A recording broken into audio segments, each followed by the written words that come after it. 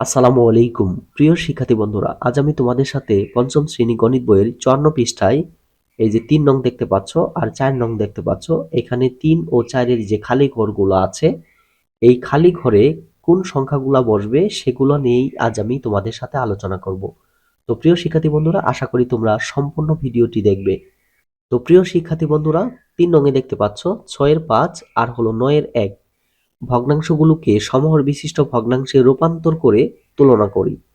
এখানে দেখো ভগ্নাংশগুলোর হর কত, 6 ও 9। আর 6 ও 9 এর লসাগু কত হয়? 6 আর 9 এর আমরা যদি লসাগু নির্ণয় করি তাহলে কত হয় বলো তো? 3 দিয়ে যাবে।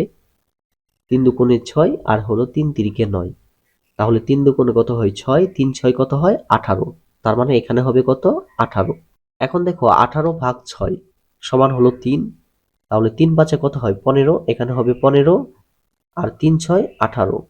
সেম ভাবে এখানে 2 একে 2 আর 9 দুগুণে কত হয়? 18। ওকে।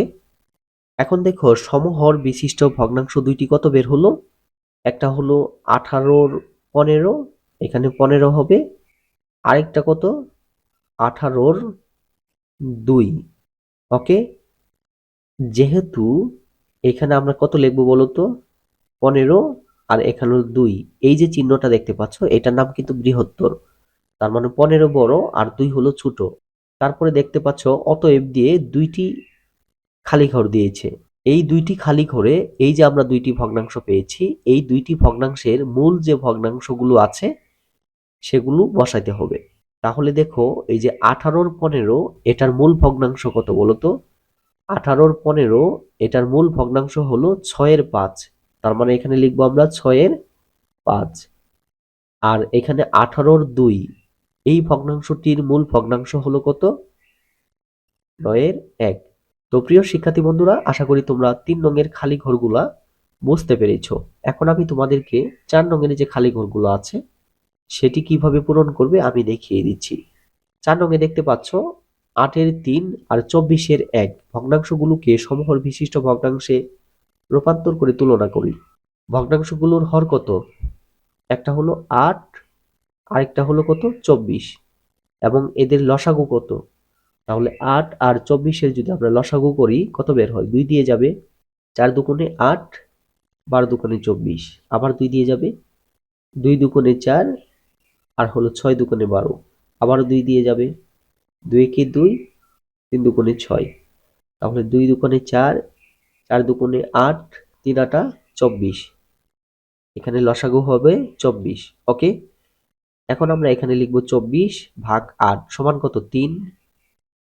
তাহলে 3 এর সাথে আমরা 3 গুণন করব, আবার 8 এর সাথেও 3 গুণন করব। 3 তিরিকে কত? 9 আর 3 আটা কত হলো? 24। সেম ভাবে এখানে আমরা কি করব? 24। তাহলে 24 কে 24 দিয়ে ভাগ করলে কত হয়? 1। তাহলে 1 এর সাথে 1 গুণন, 24 এর সাথে 1 গুণন। তাহলে উপরে 1 নিচে কত? 24। তাহলে আমরা দুইটি ভগ্নাংশ পেলাম, একটা হলো 24 এর 9 আর একটা হলো 24 এর 1। তাহলে এখানে আমরা কত লিখবো বলতো? 24 এর কত? 9, আরেকটা হলো 24 এর 1। যেহেতু যেহেতু কি বলতো, এখানে 9 আর এখানে 1, এই যে মাঝখানে যে চিহ্নটি দিয়েছে এই চিহ্নটার নাম কি বলতো? এটা হলো বৃহত্তর। তার মানে 9 বড় 1 এর চেয়ে, তাই না?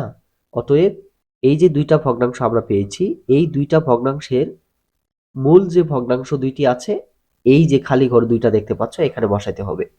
তাহলে অতএব এটার মূল ভগ্নাংশ কত? একটা হলো 8-এর 3। 8-এর 3 এটা কেন বসাবো? এই যে দেখতে পাচ্ছ 24 এর 9, এটার মূল ভগ্নাংশ কিন্তু এই যে 8-এর 3। ওকে। এই জন্য এখানে আমরা লিখলাম 8-এর 3। সেম ভাবে এখন এই যে 24 এর 1, এর মূল ভগ্নাংশ কিন্তু এই যে 24 এর 1। এখানে আমরা কত লিখবো?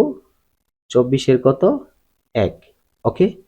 তো প্রিয় শিক্ষার্থী বন্ধুরা, আশা করি তোমরা এই 54 পৃষ্ঠায় 3 ও 4 নং-এর খালি ঘরগুলা কিভাবে পূরণ করবে সেটি তোমরা বুঝতে পেরেছো। তো প্রিয় শিক্ষার্থী বন্ধুরা, এইভাবে আমি তোমাদের পঞ্চম শ্রেণী গণিত বইয়ের প্রতিটা পৃষ্ঠার অঙ্কের সমাধান নিয়ে আলোচনা করব। তোমরা অবশ্যই আমার এই চ্যানেলটি সাবস্ক্রাইব করে পাশে থাকা বেল আইকনে প্রেস করে রাখবে, যাতে করে পরবর্তীতে এই ধরনের ভিডিও পাবলিশ করার সাথে সাথেই সবার আগে তোমরা দেখতে পারো। তো প্রিয় শিক্ষার্থী বন্ধুরা, আজকের ভিডিওটি এই পর্যন্তই। কথা হবে পরবর্তী অন্য কোনো ভিডিওতে অন্য কোনো টপিক নিয়ে। সেই পর্যন্ত সবাই ভালো থাকো, সুস্থ থাকো। আসসালামু আলাইকুম।